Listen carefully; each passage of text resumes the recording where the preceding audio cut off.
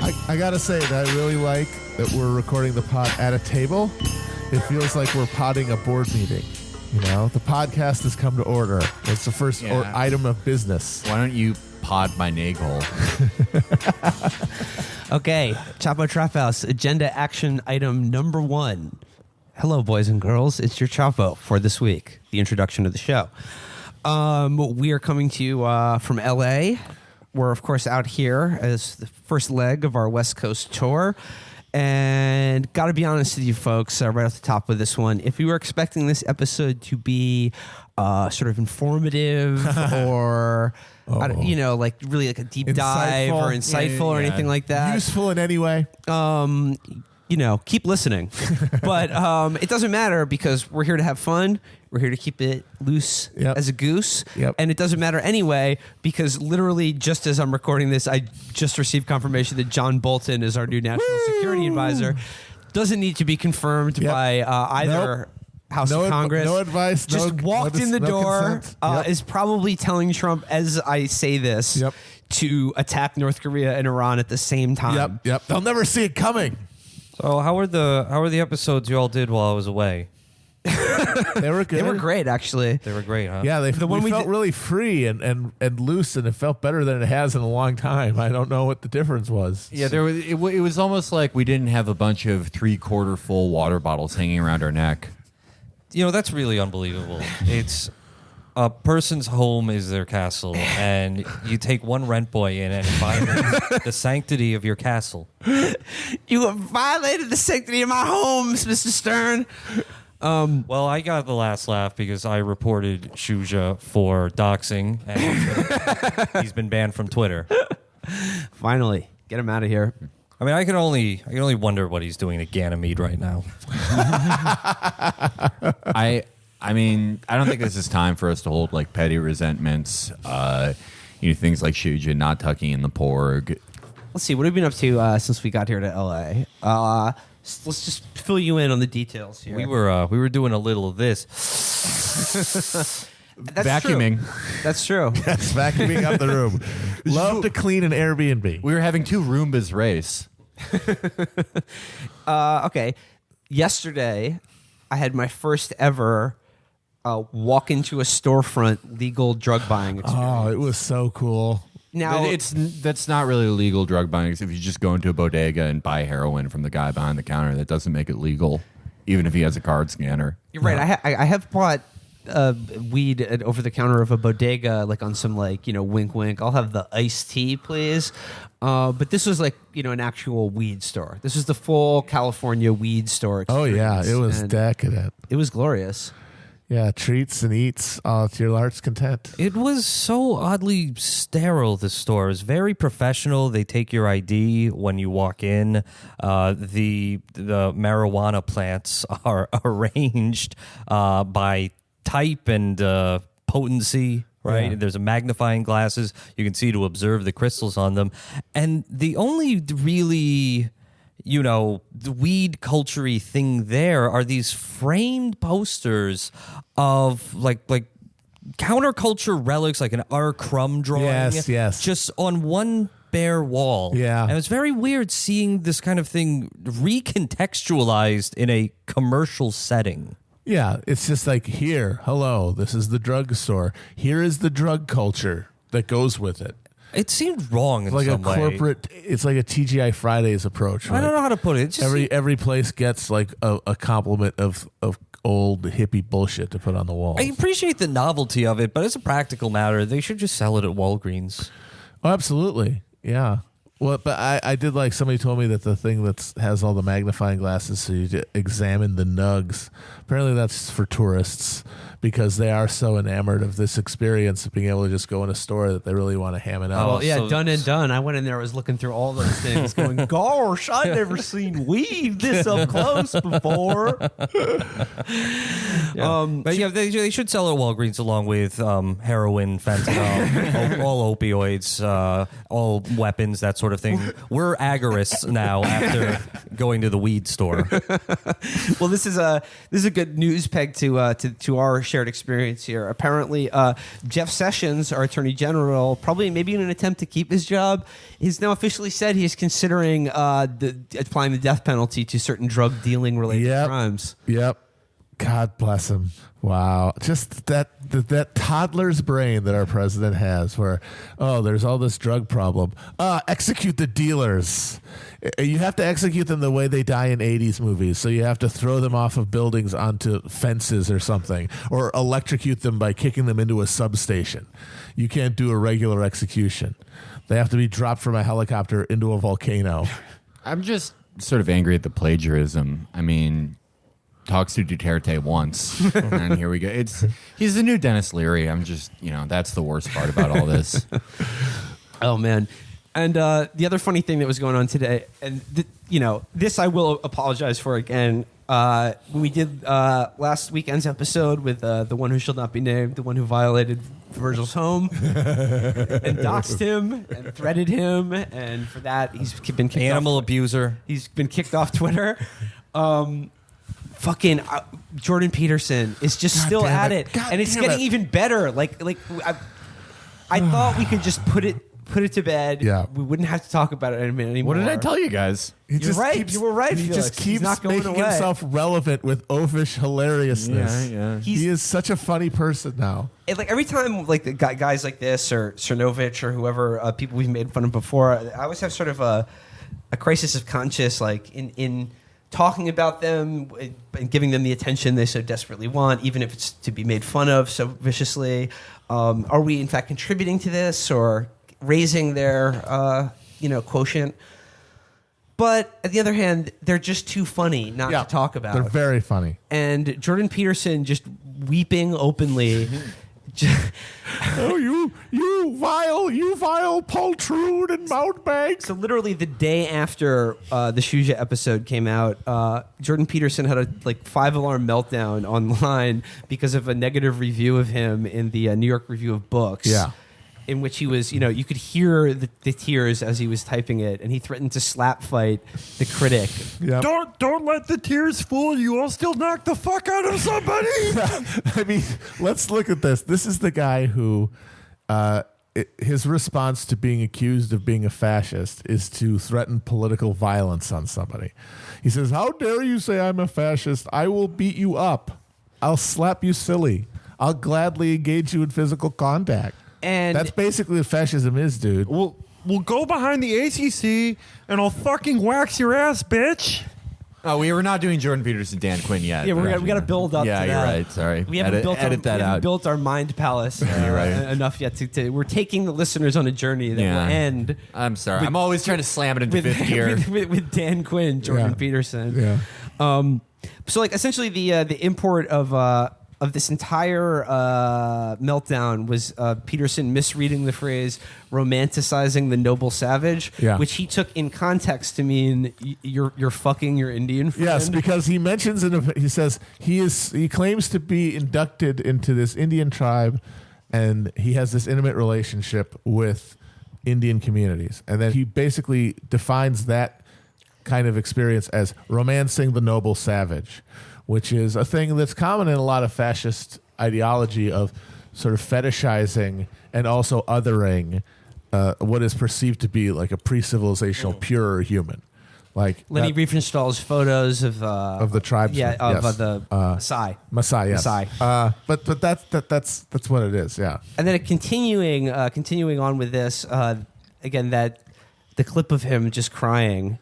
It's now my new favorite picture. It's just the him with the tears welling up in his eyes. At his idea. It's not like he's just thinking about his conception of the individual, and that's what's making him cry. It is the exact equivalent of when Steven Seagal was brought to tears by the screenplay he wrote. It's the same thing. When did this video originally wanted to come out? It was a vlog. It was one of his vlogs. Oh, was this before he? It was during his ascent. Wing guy? Oh. No, it was during his ascent. Because he started off, he got his initial audience through vlogging, through YouTubes, and this is the stuff that kind of got him his original profile. They were like, we need more of this weeping man. I need a weeping Kermit who apparently thinks that the sum total of all male relationships is violence, and that you have to be able to like imagine yourself beating up anyone who you meet, and you have to be able to resolve to violence if there's any like disagreement that can't otherwise be solved. You have to always be willing to do violence. And his other thing is that if you're dealing with a woman, that whole equation is out of whack because you can't use violence against her. Yeah. Like his fixation on violence for a guy who was like 80 pounds. You know, this 80-pound Don Knotts voice quavering nerd. I mean, he's a geek. Well, Manny Pacquiao is pretty small. Maybe Jordan Peterson is a similar explosive athleticism in the triangle defense. He's just a bag of skin. What is intimidating about him? And he's always saying his mind. But he's always claiming he's going to beat you up physically. He's always like, I will come to you and I will slap you, sir. He means with logic. I mean, have you ever seen Professor Charles Xavier lose a fight? No, you haven't. That's the guy that they based Peterson. Here's another bit. We saw this today about our put-in brand wet boy president. I mean, again, and just now consider the fact that this man is being advised by one of the greatest lunatics. Yep. One of the most war-mad ghouls and psychos on the planet. Oh my God. Just this maniac, this black-pilled death worshiper. So this is Charlie Kirk interviewing Donald Trump about the issue of like campus free speech, and this is hilarious because Charlie Kirk's entire existence is based around this idea that conservatives are being persecuted on college campuses. Yeah. It's why his Turning Point USA is given God knows how much money from God knows where. So Kirk asks him, he gets to interview the big boy himself because you're setting this thing up on a tee and I'm going to knock it out of the park. And he says to Trump, "It's harder than ever to espouse support of your presidency and the ideas you're fighting for. So thank you for what you're doing to give us the courage of our convictions to fight against political correctness. But what advice do you have for young patriots and conservatives on campus that support your agenda that are being ridiculed and silenced because of administrators that are clamping down on free speech?" So like big beach ball on a tee here that he thinks he's going to just cue up.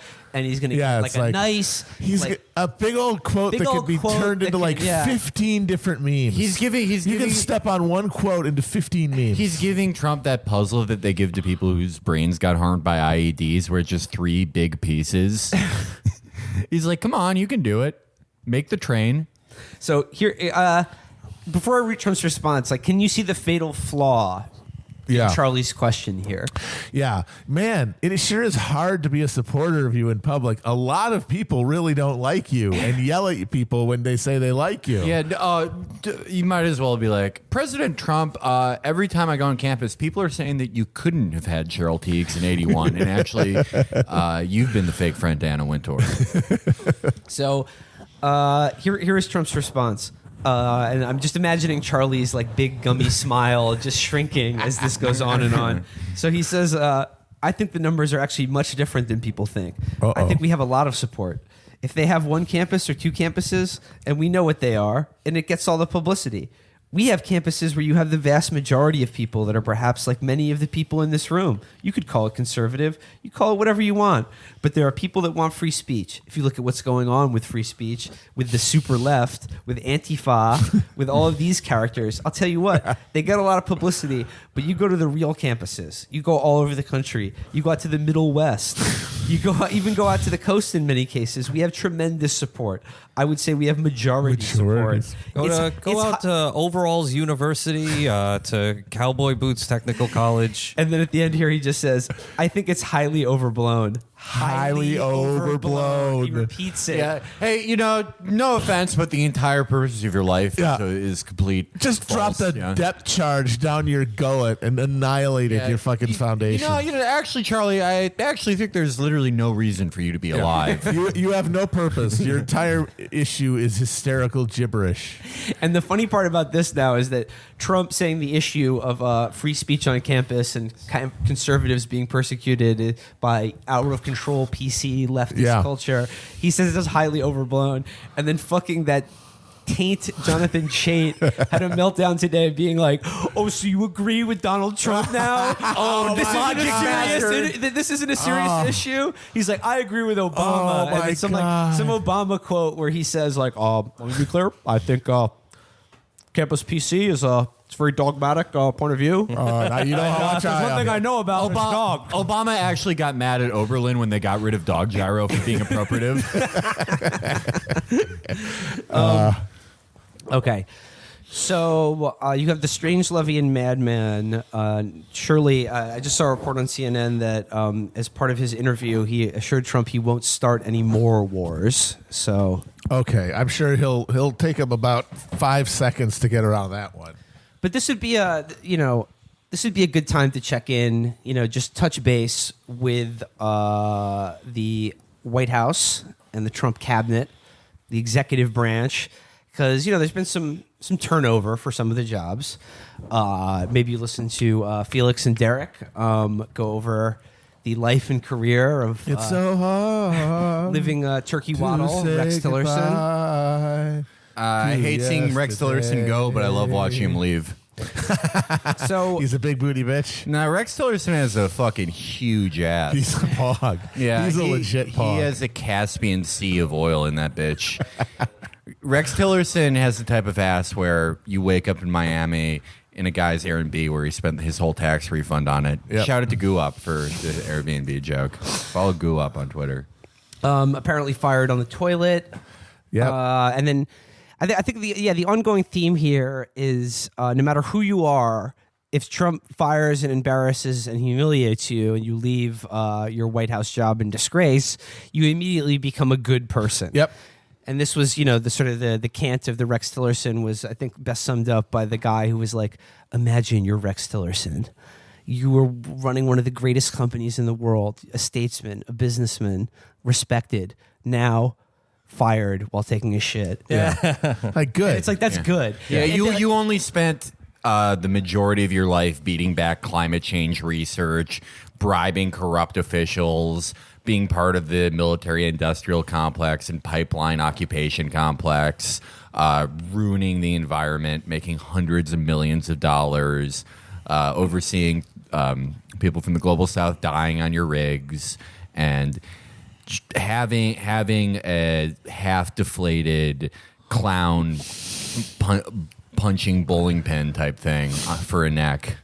That was Sam Stein, right? Yeah. Yeah. Who also had a great one too. That was just not acceptable to make fun of Don Jr.'s divorce. Oh, yeah. was that Sam Stein? Yeah, that was Sam Stein again. That guy is he's Ted Williams. It's like, I don't even care if I get ratio for this. There's a lot of mewling bullshit, and Chris Hayes, seconds him like, Of course. well yeah. put. We sir. have to have decorum and rules about what's acceptable to talk about and who's acceptable to talk about it. I'm sorry, but I'm talking about it because he cheated on her with the chick from Danity Kane. Which I did not know I what bet that was. I mean, you've told me before that's your favorite musical group. I do. Well, Matt, kind you of had betrayal to, for you. Surprise, breaking news here. Matt had to explain to me who the fuck Aubrey O'Day and Yeah. Danny Kane were. I know that. You guys don't remember Making the Band. I never watched. remember Making It was the a- Band. it was Little pockets reality of your- show. These little pockets of your pop culture knowledge are Yeah. so surprising when we come across them. Yeah, there's just some things that get seared in your mind. There was a show where Puff Daddy was the host, and he recruited a bunch of people together to make a girl band, and one was a boy band, but one season was a girl band, and then it was basically a reality show about turning them into an actual act from just a bunch of people who auditioned. And the lead singer was this woman, Aubrey ODay, who then was part of the band that the show created called Danity Kane.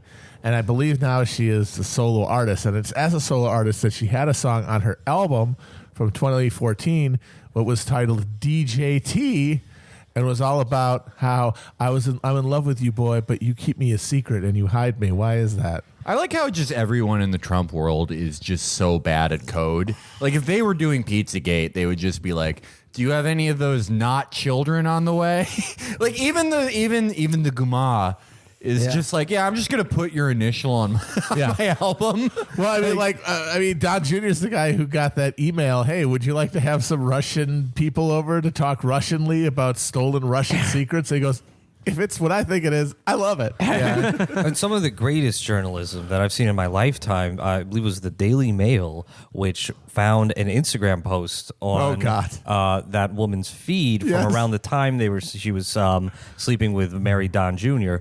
and it was just a picture of a couple's feet. Yes. And the caption was something like, "He's keeping my feet safe from bunions." Yep. Awooga. And this author, this Woodward of our time, cross-referenced those feet, the man's feet, with a picture of Don Jr.'s feet. And found irrefutable evidence. I think like those are the same Tootsies. the guy who wrote that article, probably his entire life, he's like, I wish I didn't have this crippling foot fetish. It's like the only way I can get off. I've had relationships fall apart because of sexual problems for it. I can't control myself in summer. Like I have to run home to jack off when I see women in their open-toed sandals. This is such a curse.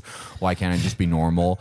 And then he's Seymour Hersh. He does the greatest story of all time, you know, using his imperfections as a weapon. Yeah. God bless you, sir. It's amazing. If there's ever a journalism award in Chris Cillizza's name, this person will win a lifetime achievement.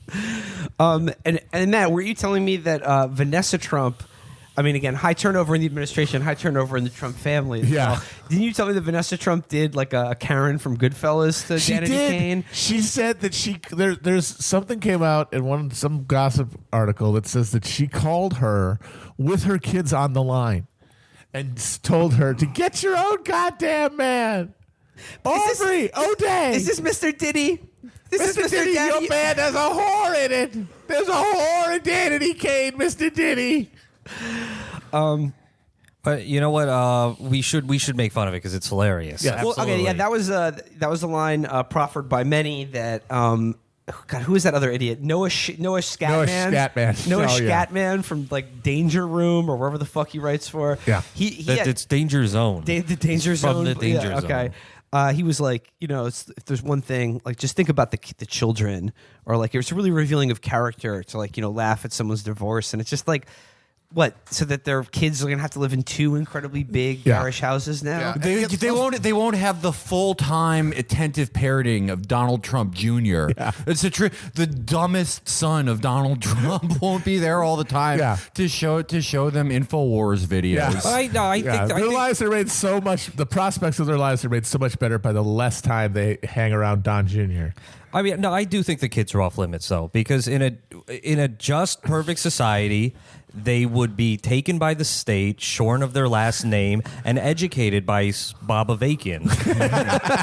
And they don't have that privilege. I think we should work towards a society where that would happen. Where we brainwash the children of the elite. Re-educate. Re-educate. No, actually educate for the first time. They're kids. Yeah.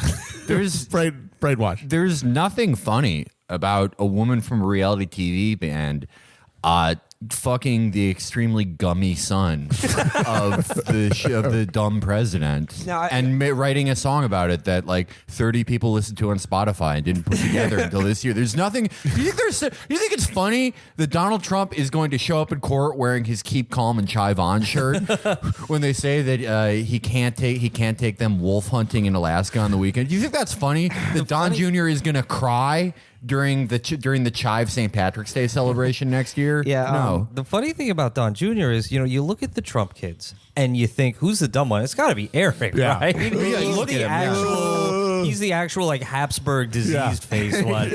No, Eric's the minimally competent one. Don's the dumb one who is very transparently desperate for his father's affection, and he never gets it. And I really think that interview with Charlie Kirk came about via Don Jr. And that it just pissed Trump off. This college question, he just walked out of it and just gave his son a dirty look. Don Jr. thanked his dad for a retweet. Oh God! Like, think about that. That's usually the people who do that who are like, you know, tweet liked by Donald Trump on 3/12/2015. Like, those are usually just the most lonely teacups. Yes. The people in the Paul Joseph Watson thread whose families don't talk anymore. But this is his firstborn son. Yeah. He's like, oh, a real retweet by real Donald Trump. That YouTube teenager who something hacks. Jeff Tutorials. Yeah, Jeff Tutorials has been retweeted more by Don Jr.'s father. Like a Britain First Defense Squad has been retweeted more than fucking. Hey, Don Jr., get on the real alpha shit. Guess what? My dad asks me for retweets, begs me for them. This is a happy story, though. Vanessa, if you follow her Twitter feed, she's living her best life right now. There are all these MAGA guys in the thread, though, that are like, you think you're going to get a man like that ever again? You think you're going to get a gummy guy with an 82 IQ ever again? That was really funny. Do you think you're ever going to get a guy who gets stuck in a Chinese finger trap with his brother at Thanksgiving? I think she's I think she's going to end up with Larry David. I don't know. Just a hunch. Just one of those weird things. I mean, one thing we all agree, we said it before, the children are off limits. Of course. And I just want to be clear, like they're just, the children are off limits. So I'm just Just gonna like old mafia rules. They're off limits, so I'm just going to name them all right now real quick. Donald Trump III, Kai Madison Trump, Chloe Sophia Trump, Tristan Milos Trump, and Spencer Frederick Trump. And, you know, like the idea that Tristan Milos and Spencer Frederick, maybe because of this divorce, won't get to shoot the last living African white rhino with their father and then take pictures by its carcass together is sad. Yeah. And if you laugh at that, I mean, it's like you're revealing that you're a bad person. Yeah. How would you dare wish that upon Tristan Trump? Yo, damn. Yeah. Trinket Isabel and all the other kids, like, it's tough, dude. You know, my parents separated, and, you know, honestly, I'm still dealing with it. Man, knowing that there's a Tristan Trump in the world has taken something out of me right now. Well, Matt, you've often compared Donald Trump to Napoleon III. Yes, and now absolutely. There is Donald Trump III Oh, as God. part of this brood, so he can actually... You know, Don Jr. is on like some private thread on the locked sub forum of one of his hunting message boards. Like it's like the Hunter's Lounge. Oh, yeah. Sub forum relationships. Yes. And it's just a bunch of other guys being like, she's a gold digger, dude. Yeah, just like, don't worry. It's like AR-15 Terry is going, hey, man, that happened to me, too. Sometimes I just go fucking crazy. There's nothing you can do about it. But the pattern we're seeing here, like whether we're talking about Tillerson or Don Jr., is that like everyone in Trump's orbit, who are all equally evil people, if not more so, the great thing about Trump is he's the only one that can really fuck over and get under the skin of these other monstrous assholes. Like the FBI guy, McCabe. All the people who, like, he fired him right before his pension kicked in, purely out of spite. Which owns. That's savage. Savage Joe. And the people who were, like, worried about him, like, every FBI guy who gets fired is going to do what all FBI guys do, which is write a book called, like, Courage and Dignity. You know, my struggle versus Muslims in special education classes, and get like a 7-figure book deal. But like, yeah, they were doing GoFundMes for this fucking dude. That was the other, like, that was like the North Carolina GOP office burning down. They were like, this brave patriot, we have to make sure he gets the...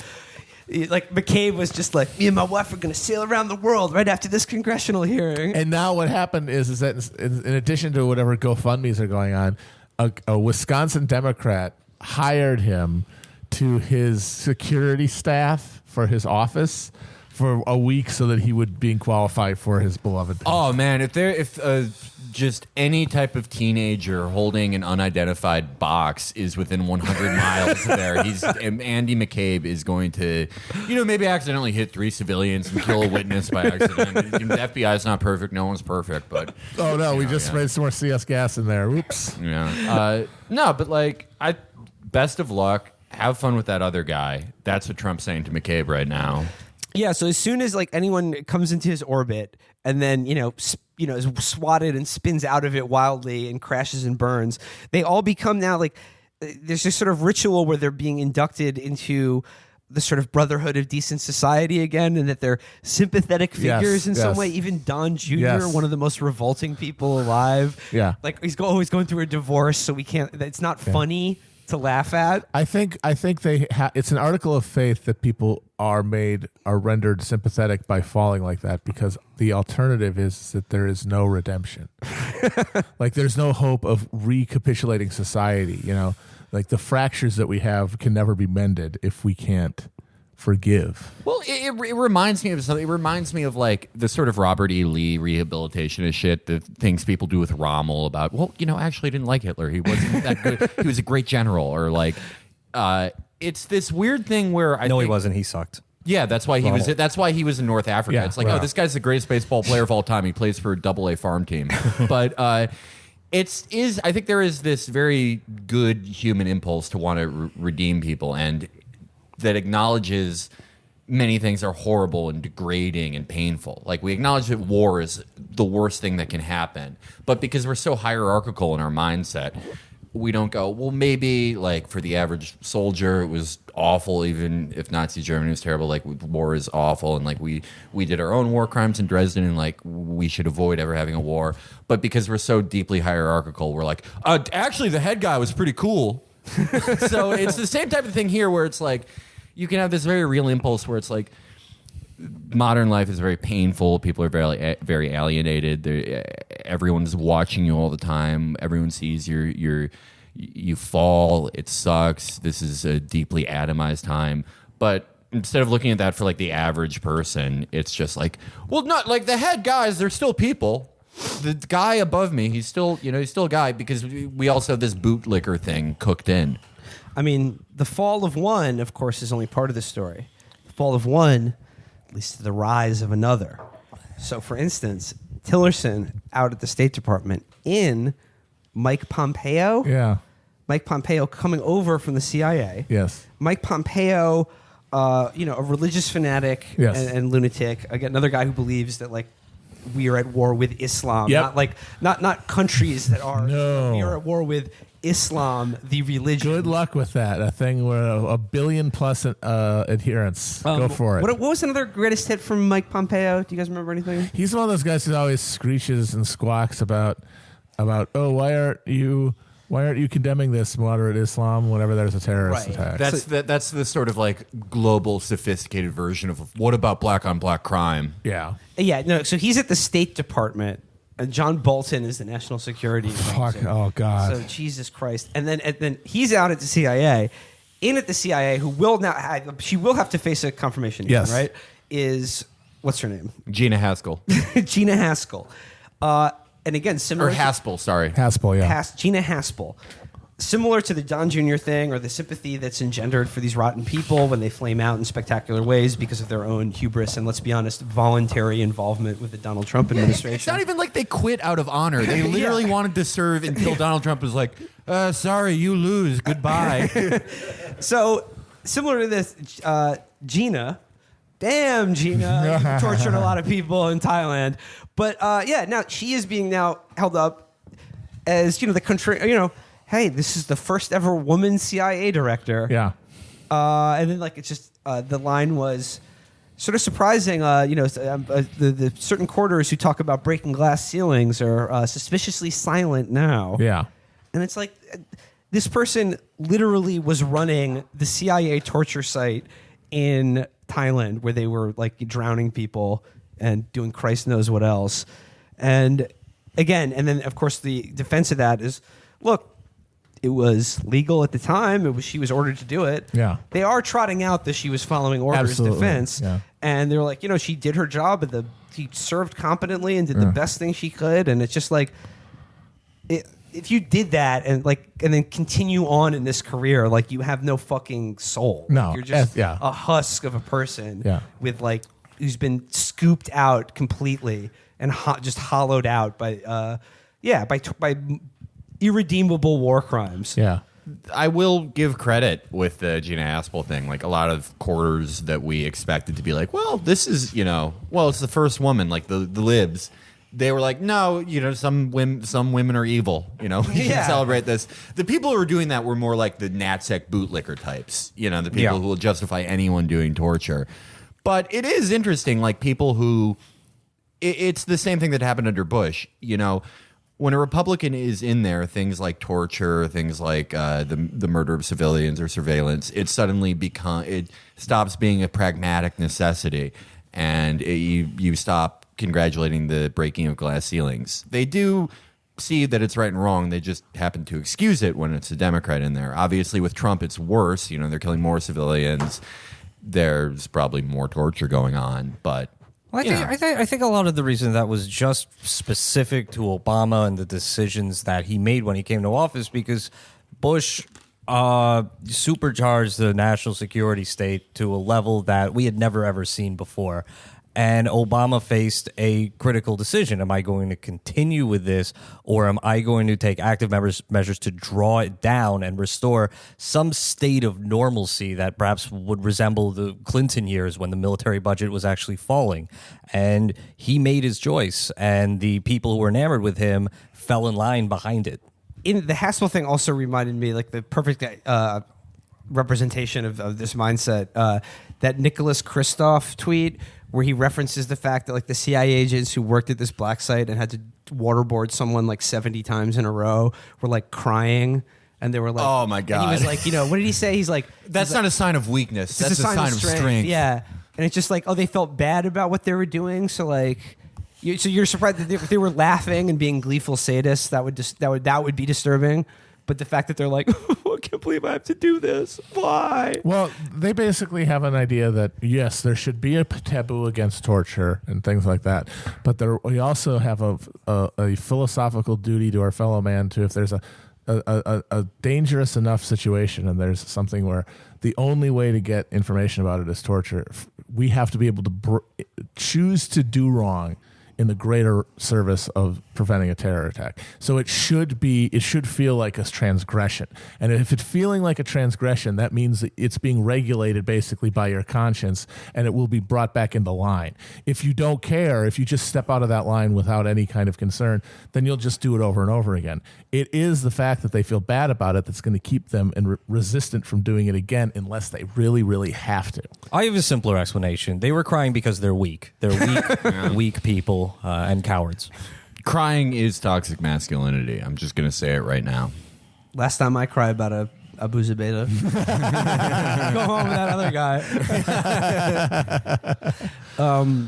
So we got Gina in at the CIA, wonderful institution. Mike Pompeo, the car dealership owner who wears a pullover, windbreaker, and aviators at all times and calls waitresses red and smoke show. Doesn't he look like one of those guys? Doesn't he look like a suburban, like, handsy sex creep? Yeah. The hand-faced suburban middle class has really taken over the White House. They really, the whole executive branch. So that's foreign policy. That's all. That's everything overseas. Yeah. More closer to home, we've got my main man, CNBC's money fucking monster, $100K a week, snow fucking party, Larry motherfucking Kudlow. Cocaine City. Yes, cocaine cowboy. Paid in full, Larry Kudlow. Dude. From pieces to weight. Yeah. Fucking, was it an economic advisor? Yeah. Another position? The National Economic Council, the head economic advisor. So in 1 year... Basically the economic equivalent of the NSA. So his advisor in 1 year, as like we said, is Bolton, who's like attack Iran and North Korea together. Well, everyone else will be distracted and it'll be total commitment. Yeah, death total commitment. Death, in murder, the other ear, kill. you've got Kudlow, who is literally... thinks the only thing that can help the economy is just cutting taxes. Yeah. It believes all recessions are caused by not cutting taxes. Yes. Yep. And right up until the day the stock market crashed in 2008 was like never mortgages will always sailing ahead, folks. Yeah. Among the most addled lunatics, like a total fanatic, a man who lives in cloud cuckoo land. I can't wait. A total supply side jihadist maniac. I can't wait till Kudlow puts the White House as a escrow for a credit default swap. Then just like President Xi wins it. It's good. My main man is going to take over this year because Larry Kudlow, like all coke addicts, sort of gambles it away. Yeah, Kudlow is going to bring a much needed like cocaine guy energy to the White House, where he's going to just be walking around sniffing, talking about how he's going to start a restaurant this year. Donald Trump's like, I just had a great meeting with my economic advisor. He said I'm a beautiful person whom he loves, and that we could really actually start a record label. We're going to start importing denim from Japan. He has all these wonderful ideas. ideas. He, for some reason, pulled Barron aside and told him he's the smartest person he knows. It was great. We stayed up for hours talking about the economy and all the movies he's seen recently. It's going to be one of those like big stupid meetings that Trump has with the cameras there, but it's going to be Kudlow wearing an open bathrobe playing Jesse's girl for everybody. What I like Trump is like, no, he's right. Listen to the lyrics. He's right about these albums. You don't want to listen to them in the order that they tell you, but you can switch it up. What I like about Kudlow is because of his truly heroic cocaine habit, he does have that sort of like preserved look. Yeah, no, he's that kind sort of that sheen, that kind of like no moisture. No, it's is totally in there at all. It's impermeable, just like a he's no lips anymore. He's wax. Yeah. It's a good look. Yeah. I totally agree with you, Felix. He is actually, I think, going to shake things up more than anything, because up until now, the Trump administration, they didn't have that edge. They were all sort of like beer drinkers, or teetotalers, even worse. It's a downers administration. It's all people who take 3 Ambien because they think it will give them better sleep, and drink like 4 Michelob Ultras because they're being healthy now, and then just like DM Maria Bartiromo, I want to marry you. I'm so in love with you. You're so perfect. Whoa, sorry, I accidentally fell asleep on my phone. That was my elbow dialing that. I'm normal. Pleased to meet you. Fucking supercharge this with some fucking uppers. Yeah. Just snorting like fucking massive rows of coke. Just like a fucking first baseline worth of coke. Yeah, Larry Kudlow is going to be taking Adidas lace size rails of coke. Yes. He's just gonna like. It's the last 30 minutes of Goodfellas for the rest of the administration. The only other They're like Larry, Mr. Kudlow, that helicopter is Marine One. Of course, it's following you. We needed those executive orders, Donald. Stop singing. The only other uppers user in the administration is probably Hope Hicks. Hope Hicks was probably like every other ambitious, PR girl, like Adderall, probably pretty boring. Yeah. You clean up your place. Not like what Larry Kudlow is into the real shit. Yeah, Hope Hicks does it so that you can stay up all night cleaning your house or just entering numbers in a spreadsheet or something. Does it the way that Jesse Spano did. Saved by the Bell. Yeah. Kudlow, you need the godlike euphoria to go along with the manic energy, though. Yeah. That's the Alec Baldwin and Malice shit. I am God. I can't wait till the next 2 years of the Trump administration. They're going to be like it's going to be the Boost with James Woods. And James Woods can actually be there for this one. Well, not only that, there's a good chance if he keeps tweeting, James Wood will end up in the Trump administration in some capacity. Yeah. Because now it's like there's some other Fox News hosts that he's bringing into the Department of Veterans Affairs. Yep. It's just people he sees on TV that he wants around him. Is real. People who he sees on TV that he likes and who say good things about him. And not only that, here, this is funny. Felix, you'll like this. Alan fucking Dershowitz has been on Fox News every night for the past week. We fly high. No, Epstein's plane, getting brain. Yeah. It's illegal. Yeah. Illegal. Yeah.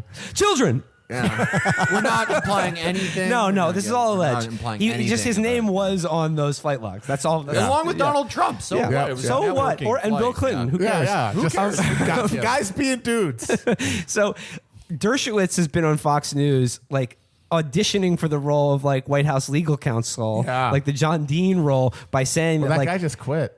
Yeah, Dershowitz has been on TV saying Trump has every reason to fire Mueller. Yeah, and he'd be totally justified in doing it. And I'll defend him if he has to go to the mat for it, just like I did for OJ and Klaus von Bülow. Yeah, John Dowd or whatever his name is, he just resigned as head counsel for the Russiagate investigation because he can't dishonor himself anymore. No one knows. Dude, he's at the way out. Bring the Dersh in. Get in the Dersh. I love that Dersh. Get off the bench. I love how, Dershowitz he was respected as a lawyer for a bit. Now he was a good lawyer. Yes. He's always a sleazebag. He was an officer of the court. Thank you. But he just for the past 2 years, he goes on Fox News and he's like, it's interesting that people accuse Trump of racism when actually, if you think about it that way, Mueller is being racist against presidents. And it's nailed him, man. Trump is now in the position, the only person in the world who could make Ready Player One reality. He can just take people off of television and bring them into his room. Like, he's literally surrounding himself with all the figures of pop culture he likes. Game master. He's the game master Trump. Yeah, he's gonna bring in Every Fox News, MSNBC, CNN, Al Jazeera host comes in for a huge cabinet meeting. Guys, I'm turning 72 this year. Big year for me. Yeah. Yes. That's what he's doing. He's bringing them all in. There's some new faces in class, some transfer students, but there's a few people that have just sort of like been chilling, been doing their thing. No drama. Sort of under the radar a little bit. No drama, Nikki. But Nikki Haley is one, but the one where the no drama hit a slight snag this week. My personal favorite, Ben Carson, who is Housing and Urban Development. And he's just been sort of like laying low and just popping up occasionally, dismantling the entire fucking department. Just yeah, exactly. Dismantling the department he oversees and just surfacing occasionally to say things like, "We don't want public housing to be too nice because we don't want people to like living there." Yep. There should be spikes that shoot out of the ground every once in a while. Not enough to kill you, but definitely cause pain in your buttocks and then just enough for you to know it. I don't get comfortable. Those are the most hardworking reporters, the people who get the actual quotes about HUD out of Carson, because there has to be like 31 hours of tape surrounding that where he's like, and the Jesuits sent 700 talents of gold to the Elamites, but I always had my doubts in that. It was probably under 600. It's very difficult to operate a conveyor belt in this time, but they did have the technology, I do believe. So he's popped up this week because of a $31,000 table. Oops. That was purchased on Uncle Sam's dime. A lot of people criticize me for the table, but 31,000 was actually the number of foreskins David took from the Philistines. And if you think that it's too much, then you're sort of disagreeing with Scripture. Not that you can't not disagree with Scripture. That's why we're human. I think that everyone could have a dining table. If we could all have dinner, a big dinner party where all your friends are there. Everyone you ever know who died, they can come up and ask you a question, and we can take from Jewish traditions where we hide the matzah and they can find it. You give them $100, and that's why it's $31,000. And thank you. But what I do like about Carson's, I have a good zinger here. Yeah. A $16,000 dinner table. Who made it? Judy Chicago. Oh yeah, man. Hell yeah.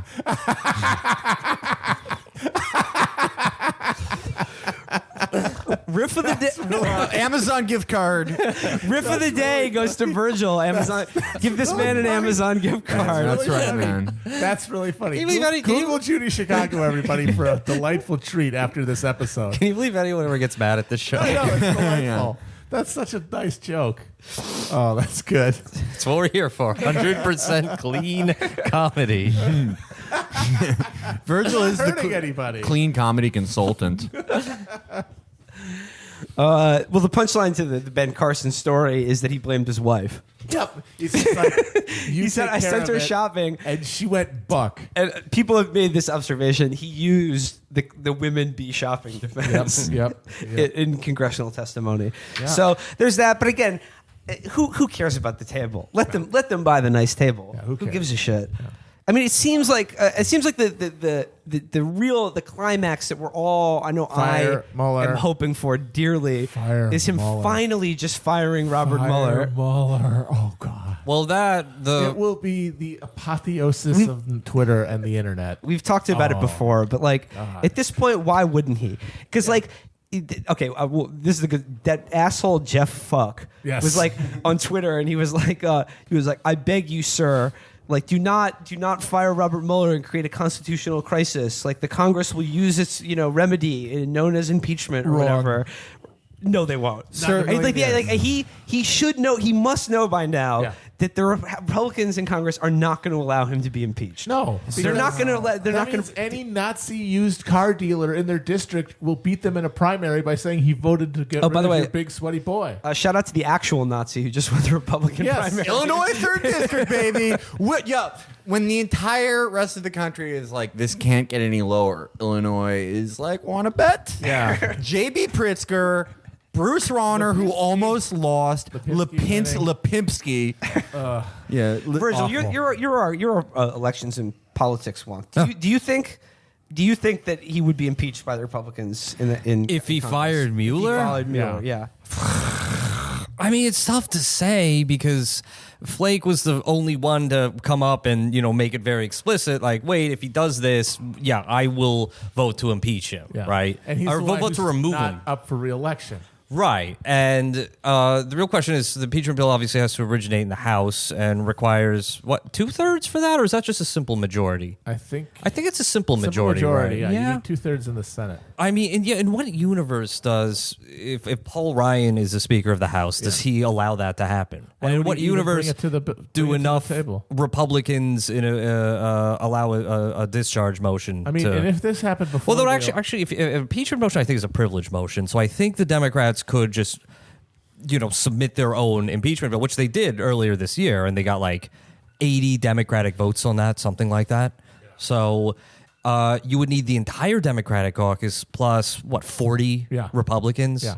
I don't see that adding up. Not happening. It's possible, but I don't see that happening. That would one thing has. Well, I think one of two things happens. One is they actually do go through impeachment, and they join the "Have you no shame at long last, sir" crowd, or we get the final break of between Republicans and the DC consensus Beltway reality op-ed page bullshit that never actually fucking matters. That has absolutely no impact on people's lives and no reflection of what the majority of people in this country think. Yeah. And if that break happens and Republicans are like, wait, we don't need you. You've always hated us. Fuck you. Fuck everyone who believes we have principles. It doesn't fucking matter. Yeah. We have a massive base of winking swine who will always vote for us no matter what. Yep. We are doing the bidding of the ruling class way better than the Democrats will. Way bigger bang for your buck. Yes. We're always going to have so much money to run elections. So we don't give a shit. Yep. Absolutely. I forgot. I just go slightly back when I was talking about Dersh. I forgot the other edition. He brought in TV Fox News lawyer guy Joseph DeGenoa, who's another Bo Dietl figure from Another ham-faced Nazi. Now, Mr. President, when you got that pink feel, that's the fresh shit. But the other shit, you can pound that shit all day. So he's surrounding himself with the best talent. Oh, yeah. But But the other thing is, if he fires Mueller, I think it would actually move the numbers a little bit in the next election. I don't think it'd be critical. I don't think they could do it. I don't think it would be decisive because I think it's already been decided, but I think it would be... I think they recognize that that their voters are now psychically connected to Trump more than the Republican Party. Yeah, but that's only like 34% of the country. That's the people who elect people. That's the people who win primaries, period. For Republicans, Yeah, that's what I'm talking about the general election. But I'm saying that what's going to discipline them is the knowledge that they have to get nominated first before they can get reelected. Oh, sure, right. I'm so saying they're like going to kowtow to that feeling always. I'm saying if there's any practical consequence, it's not impeachment. It's the Democrats winning an even larger majority in this election. It's true. Although honestly, how many people really are going to change their vote based on a Mueller firing? Don't know. I mean, I don't know. It's hard to say. It could be just an energy factor. Like it'll just contribute to how intensity. how the intensity of we have to save the republic. I mean, already something on the level of 10% or so of Trump voters are moving over to the Democratic column. But I don't think it's because of Mueller shit. It's because of his failure not because of Mueller shit. to follow through on his promises to them. I'm saying that's already happened, and that. And I'm saying these aren't the oafs who will just take whatever. These are the more like suburban, the tax abortion type people who just had a revulsion to Hillary Clinton and did not particularly like Trump or fall for all the nonsense. I'm wondering if that number becomes 20% if Mueller is impeached or Mueller's removed. Well, I think we're going to find out either way, honestly, because he's going to have his horseradish stirred up by these fucking guys in his ear. Fucking Kudlow all snorted, fucking gack to the brains, and fucking Bolton is he just got white chalk handprints all over his face. He's speaking in a dead language. I mean, how is that not going to drive him over the edge? Next week, I've done a lot of growing in this administration, and I've made up with the Noid. The Noid is the new HUD secretary.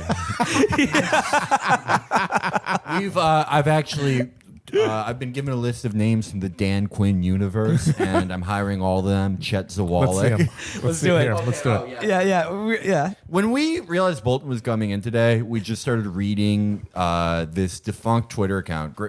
I think because they ran out of names, it's all the names in the Dan Quinn universe.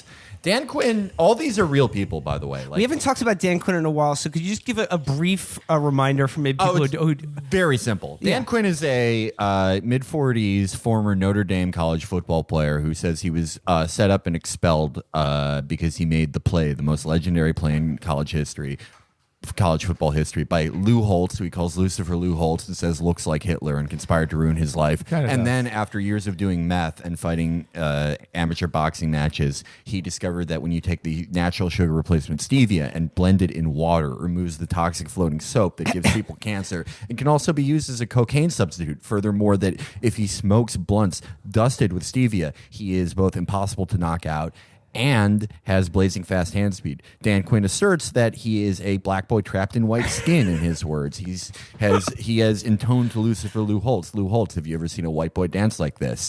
He claims that one time he was just running around a track at a high school and several school children cheered him on, and an old man in a truck said he was the fastest thing he had ever seen. He also claims to have invented a pussy eating technique called the violin, where he can give women triple-digit orgasms. Sometimes it causes people to be hospitalized. He doesn't know why. Furthermore, he has, in tears, said that he would like to be reincarnated as Muhammad Ali as an honor to Ali. Muhammad Ali's already dead. Well, this is when he was alive. Oh, okay. The thing about Dan Quinn is he makes his videos towards a lot of people. He makes them towards like Joe Rogan or Dana White. But the supporting characters in the Dan Quinn universe, they have very strange names and lives. And you think it's just this guy being nuts. It's like no one could be named that. But you look it up, they're real guys. It just, he bends reality to create a world of stupid names that surround him. So I wonder why we're so obsessed with this guy. Yeah. So yeah, these are He all has the same power that we have. These are all the supporting characters from the Quinnverse. This is from the Dan Quinniverse on Twitter, which hasn't tweeted since 2015. I think that you just go mad studying these ancient scrolls. But Rick Cheek, Dr. Craig Tusher, Chet Billy, Chet Zawalik, Cool. Cal Worsham, Scott Tuggle, No, get the fuck out of here. Grumpy of the Northern Norteños. Now, keep in mind that, like as Felix said, these videos are often addressed to these people who have all invariably betrayed him in some way. Yeah. He made it. There was a biker that he was taken in by after he was kicked out of his house called Crazy Joe, but then they obviously had a falling out, and Dan made a video called Crazy Joe's Folly, which is just, it shows that he's kind of an artist, right? Like, that's kind of art. Dude, if I wrote a novel, that would be the title. Our friend CJ said today, if Donald Trump's reaction to Joe Biden saying he beat him up is to say Crazy Joe's Folly. We'll have to look for him. But okay, continuing. Jimmer Kranz, Matt Josh, Christian Printup,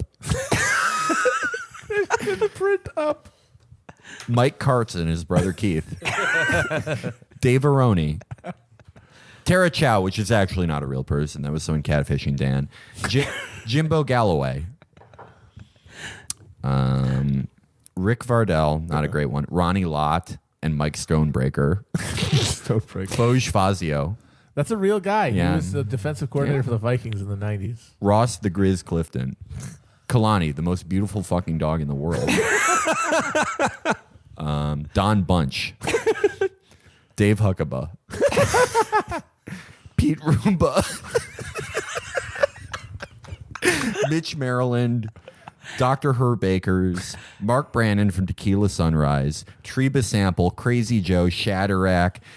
Sexy Hot 369, Dada 5000, Nancy Steakums, Bond Lapua, Mike Tubes, Vaughn Bean, Michael Zampano, Russ Purnell, Marty the Lip Lippincott, Lou Holtz, Fred Riva, Tim Bybee, Diego Sanchez, Paul, Harry, Go Paul, Rick Cheek. Wow. For any of you still listening, Sorry, guys. that was the full Dan Quinn universe. There are more, though. Yeah, you mentioned in the middle of there, though, the joke about CJ's joke about Crazy Joe's Folly. That is a funny thing today, where Joe Biden said that if he had been in a locker room as a young man and heard another young man in the locker room talking about women the way Donald Trump does, he would have had some problems. He would have checked him physically. He would have caught those hands. If Joe Biden said, if Donald Trump, if he went to LA without doing a check-in with me, he would have to move very carefully indeed. But and then Trump did the epic clapback where he literally said, if Joe Biden fought me now, I would lay his ass out. It would be like you'd be in a nightmare. Oh my God. World of hurt. It would just get worse and worse for you. Oh my God! This is a fucking message board fight. Look, you know, They're like 100 years old. You know, it would be the most pathetic thing in the world. people have said to me, Donald, you have basically black hands, dude, okay? I've always said I'm a black boy trapped in white skin, okay? If I could smoke my blunts that are laced with stevia, I would perform a legal kill on Indian soil. I do like that they're just... Would perform a legal kill on Indian That's soil? another... Dan Quinn is obsessed with the concept of a legal kill in a cage. Like, if you kill somebody in a fight, it's legal, and if it's on Indian soil. And he came up with this idea. He was like, I got an idea for Diego Sanchez and Bad Boy, which is an MMA apparel company, to make a lot of money. How about a cool jacket that only fighters can wear? Well, nothing too expensive, about $100. And if you square up, it makes the shape of the Bad Boy logo. So people know that if you're wearing it, they're squaring off the fighter. So if a judge sees that and you kill the guy, he's like, oh, you were wearing the jacket. It's okay. Done. I love That it. is like a Trump idea. Yeah. That is a Trump idea. Like, there would be like a special murder jacket. But no, these are both ancient men. Donald Trump has probably never even like shoved Oh my anyone. God! It would be like a rake falling onto a bag of leaves. I mean, it's just like they're just one of them is a bony old bag, and the other one is just this suet sack. He's like Joe Biden. He's like, yeah, I was an athlete. I was a star. Division III baseball player back before they didn't let like anyone but sort of scrawny Irish guys play baseball. I could knock you out. Yeah, Joe Biden doing the equivalent of doing steroids was eating anything other than potatoes. That's not true. Joe Biden, he went 12 rounds against the Notre Dame logo. Against Dan Quinn. He's the guy that Dan Quinn beat in the Bengal bouts. The other really funny thing about the Joe Biden calling out Trump for his toxic masculinity is like he did it right after he gave a woman a massage unbidden. Yeah. Because like Joe Biden Loves is a that. handsy He is a motherfucker. Joe Biden went into He's that like- press conference and He's like, if you're gonna touch a woman, let's keep it above the belt. All right. Joe Biden went into that press conference, looked at every woman reporter and was like, where's my hug at? Anyway, Donald Trump, I would fucking knock you out, dude. Well, the thing He is, went in and said, "Where's Mike Huggabug at?" he has to do that. He has to do that because he has decided he's running. Yeah. And he's decided that his tack is going to be he's going to be the sensible centrist alternative to this crazy Sanders-esque leftism. He's going to be the one who doesn't blame the rich and is good to the middle class because he thinks that My day, people were grateful. I to think have it's a job. because he doesn't think he's credible on the left, which he isn't, and I guess he recognizes that. But so since he can't offer any robust criticism of the status quo that could excite voters, he has to get people who hate Trump riled some other way. And all that's left is empty bluster and threats of violence just to look like you really hate him, even though you don't really have an agenda. Virgil, what was the tweet you found from the one guy? Oh my God. Okay. It's really funny. This is Dr. Eugene Gu, MD.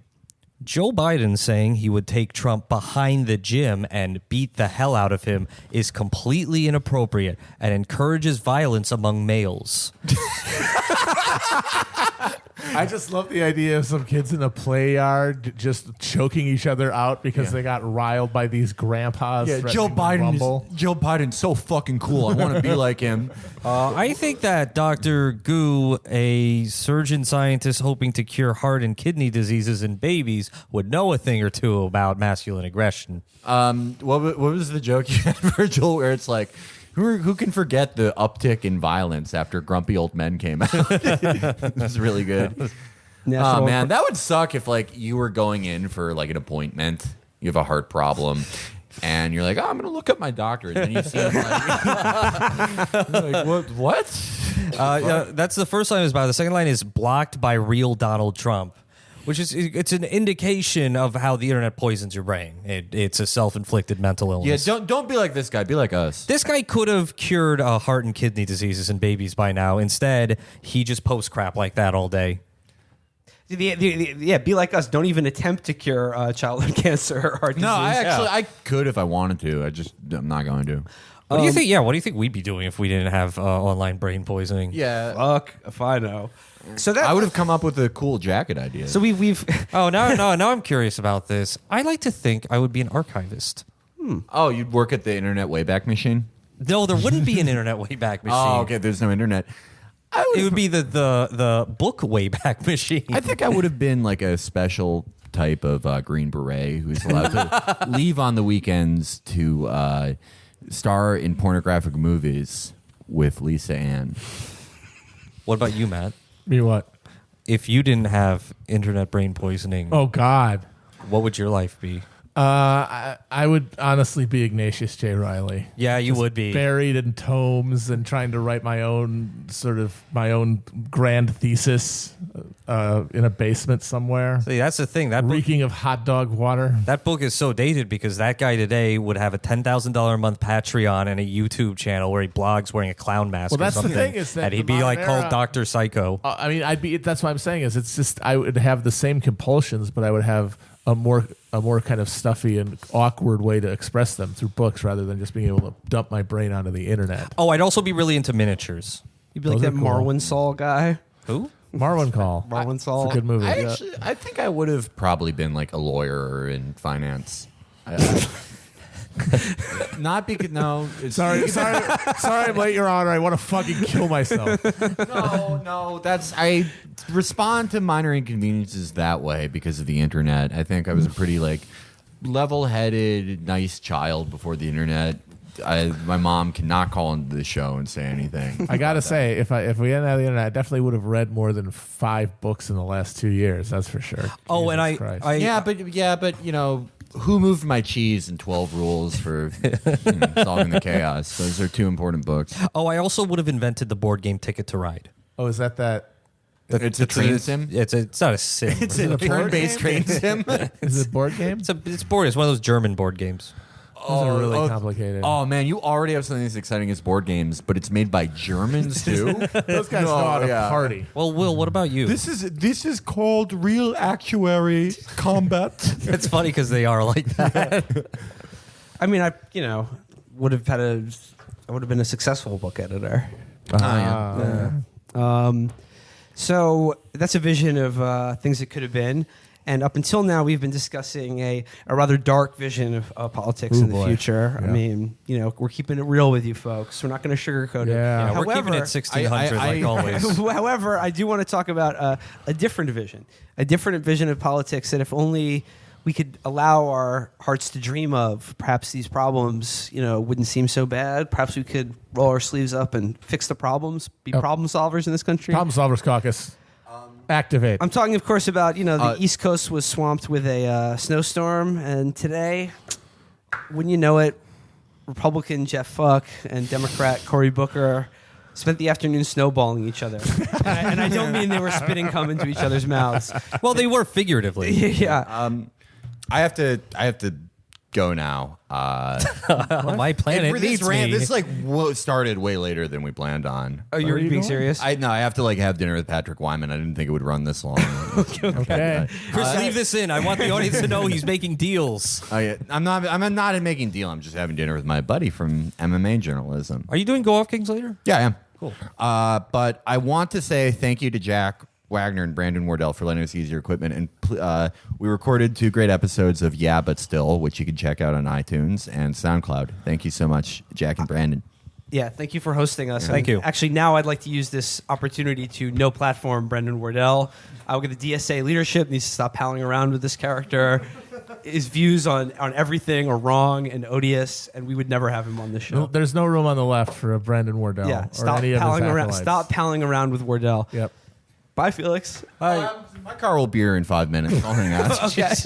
So the This is a snowball smooth fight. exit. Yeah, the Back to snowball the fight. snowball fight. The By the way, snowball really fight. Whatever. quick, I why- got my joke in there about them spitting cum at each other. Really There's quick. nothing really Why more to is this say. called Monster Rehab? Is it 4 guys in rehab? I think so.